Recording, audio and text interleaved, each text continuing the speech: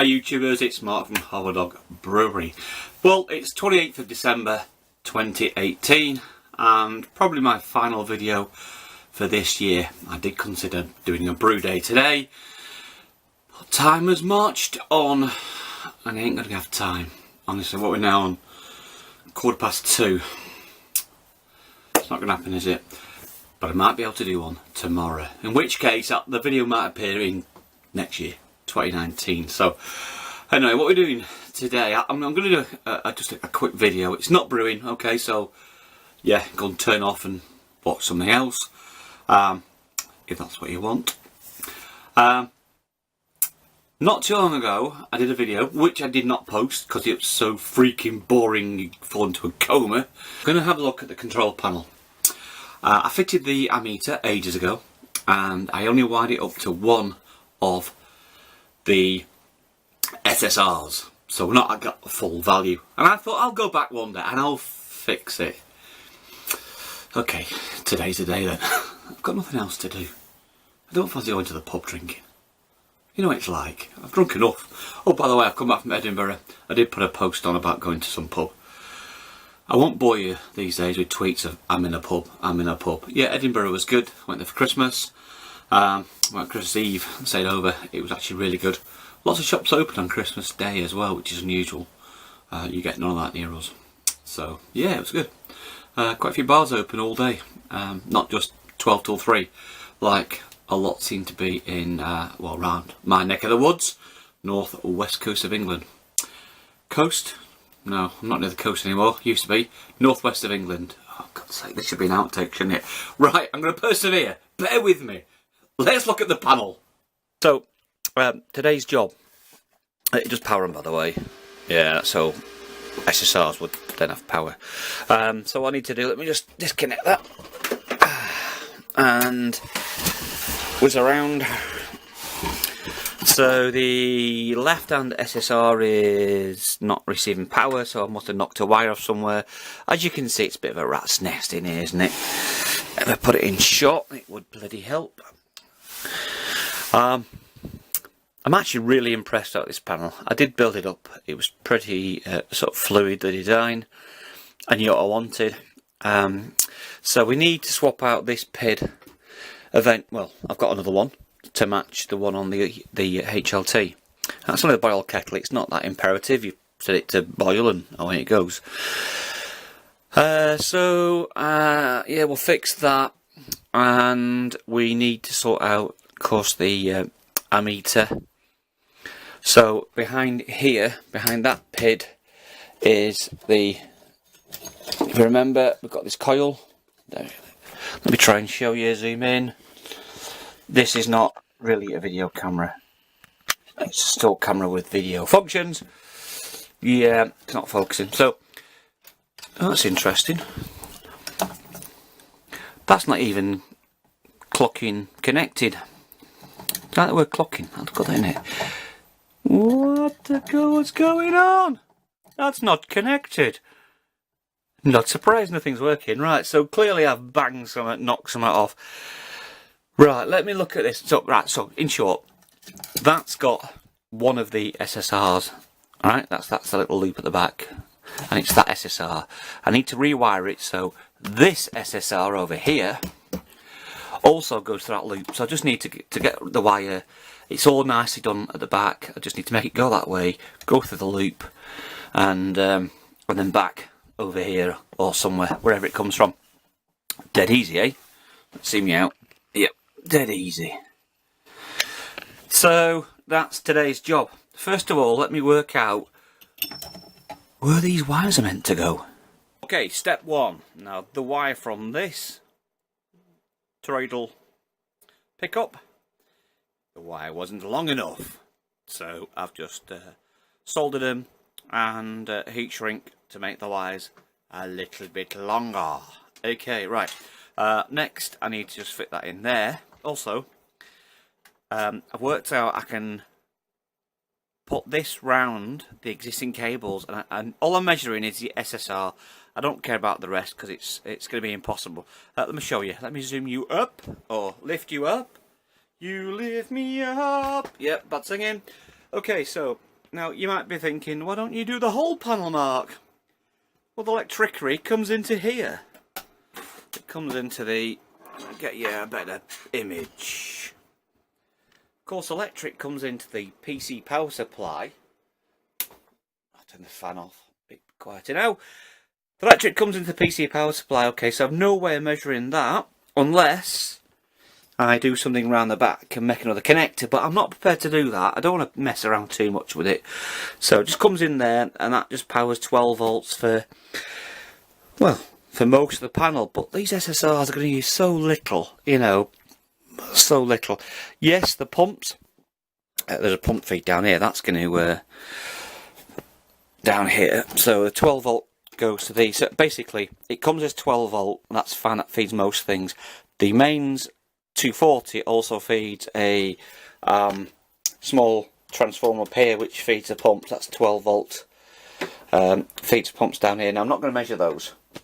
I'm just going to measure the SSRs because basically that's all I'm really asked about.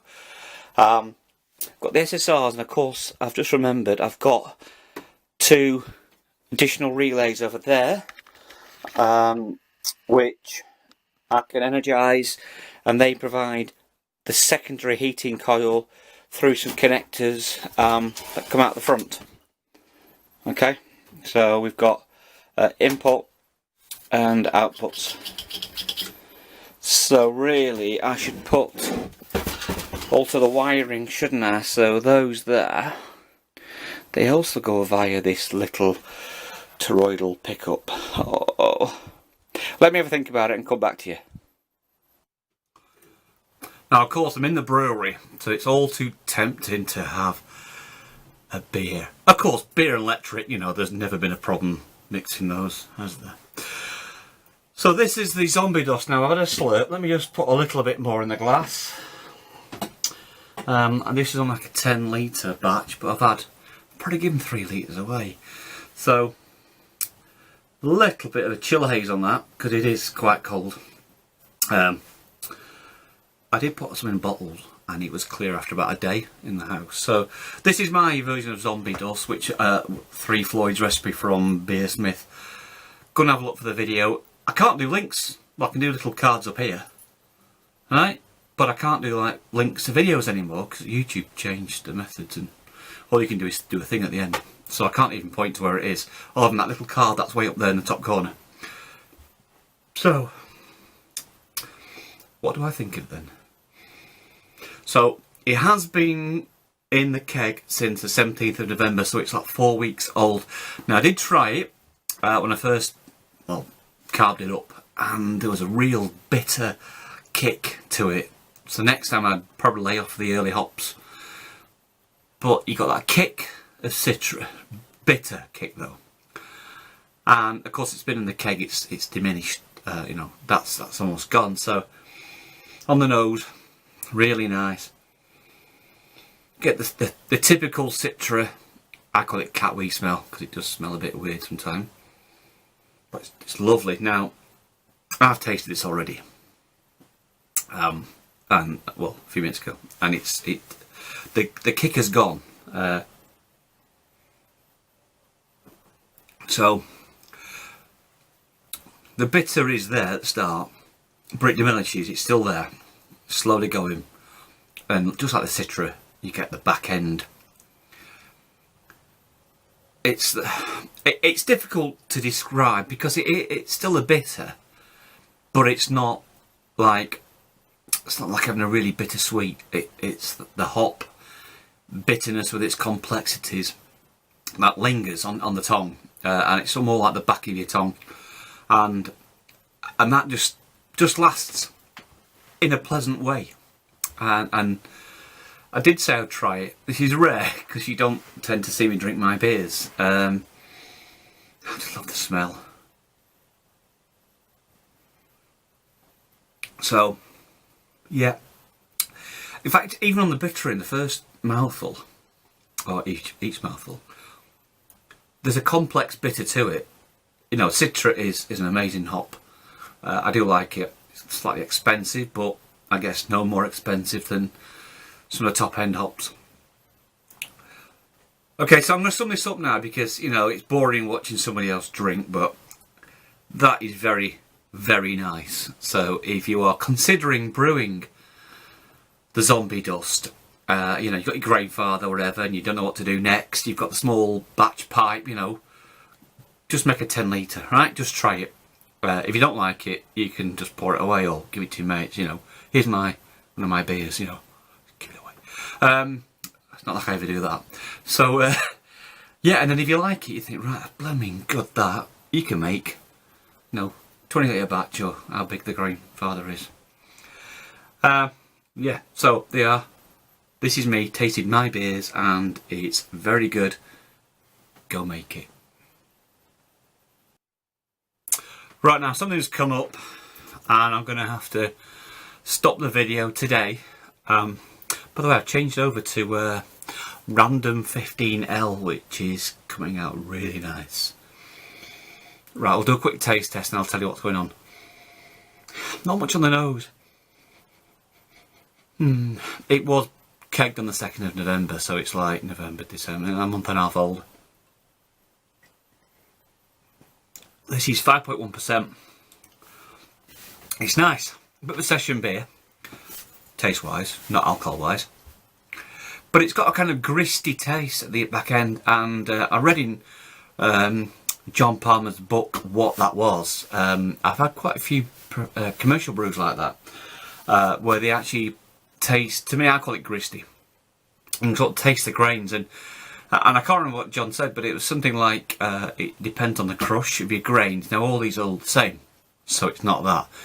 But it did say, I think it was temperature wise, something to do with temperature. And I'll find it in his book one day and just say what it was. I can't remember now.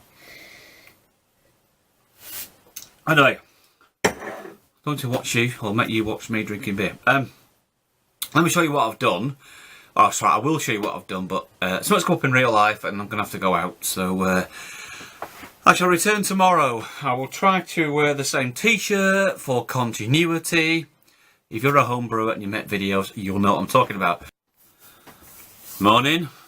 For you, it was no different, was it? Just carries on. Yes, same t-shirt. 29th of December. Ooh, bye cat. 29th of December, so we're going to carry on. So, I shouldn't do a recap because it's just been a second for you, hasn't it? You know, you just saw what I did. Right, so when I finished off yesterday, I had wired up one of the SSRs through the toroidal pickup. So I'm going to do that for the second SSR.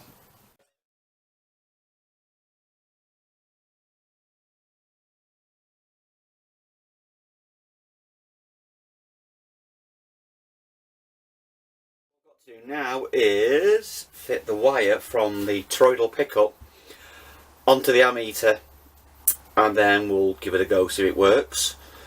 Then I've got to work out why that PID's not working. It's like, really don't know why that's not, but that's just a troubleshooting issue. You know, if there's electric to it, and it'd be 240 because I'm in the UK, then it should just energise and come on, turn on, in, you know, layman's terms. So anyway, we'll fit this first to the toroidal pickup thing, and make sure it doesn't go bang. And then I'm going to put some kind of load on it. I probably won't be able to do the loading all of them at once, unless I hook up the full brewery, which I don't really want to do today. So I can just like put, I've got a fan heater in here, I can put on the induction plate, put a bit of water in there. I also want to test out the extractor, because you remember on a previous video I made that perspex plate on one side, so I want to actually test that out. So it all falls into place quite well. Right. This goes on next. I don't know if I film it, you're just going to see me with my hands inside the PC case, and there's not a lot of room. I am really struggling to make this look neat because, you know, the area I've got to work with is very small, and of course I wired all this up and then I put in additional features to the cab, control panel. Cab, you see, I can tell I'm from industrial, can't you? Working in cabs all the time. Yeah, right, let's get this wired up, bring you back when I've got things ready to power up. I will actually belly it out. Right, Mark, stop talking, move on! Jesus Christ, these dogs. Let's see if we can just turn on the light, if that makes a difference. Is that better? Yeah. We'll leave that there. Right, let's turn the panel on and hopefully it doesn't go bang. Okay, good. Now, what I've done, I've put all the manual relays and all the SSR, or mechanical relays, and the SSRs all go through that induction loop, which is now wired to that, which is a complete arse to wire up to because I have no room.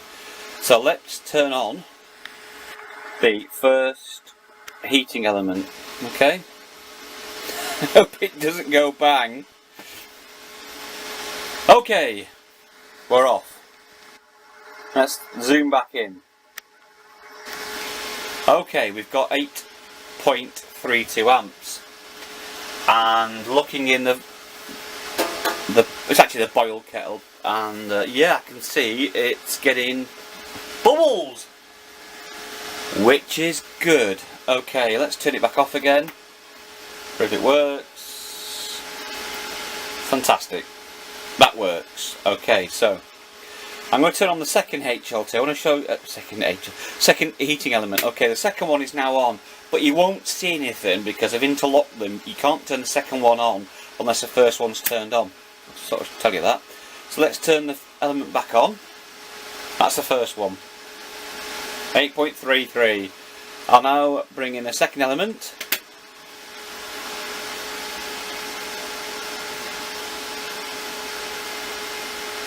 Okay, we're drawing 17.25 amps. 17.25 amps.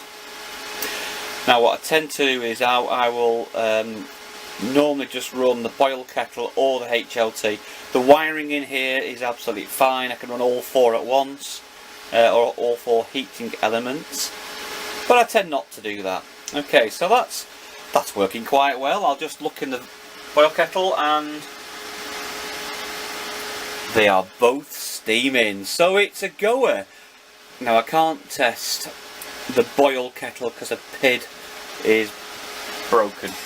Okay, so I suspect if I turn all four on we should be getting, you know, 34 amps, which would be interesting. 34 amps in here, wow.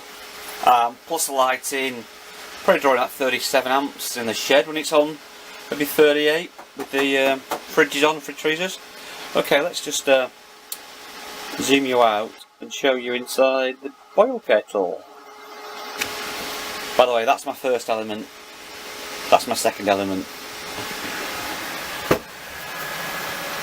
Before you steam up, that's just proving it's working. And we have steam going up into the extractor fan. Right, let's put a lid on this so it'll heat up faster, and we'll check out the boil kettle output into the extractor fan.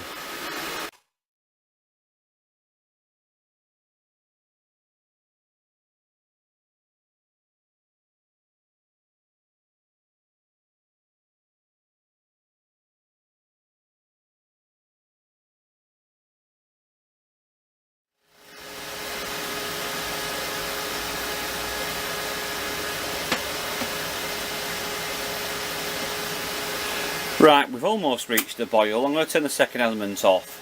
Okay. I am recirculating the water with my pump. That bottom element is absolutely going for it. Right, I'm going to zoom you out and show you the room.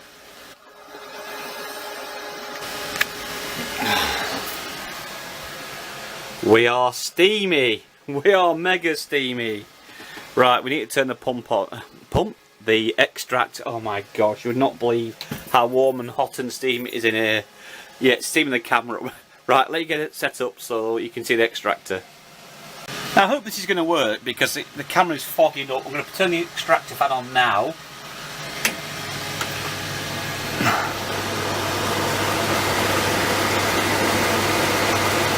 Now I can see it. I don't know if the camera's picking this up. You're all fogged up again, aren't you?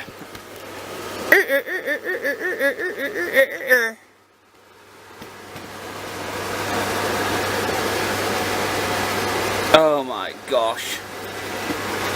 You're fogged up again. You are instantly fogging. It's that hot and steamy in here. Right, well I can see that is really sucking in the steam now.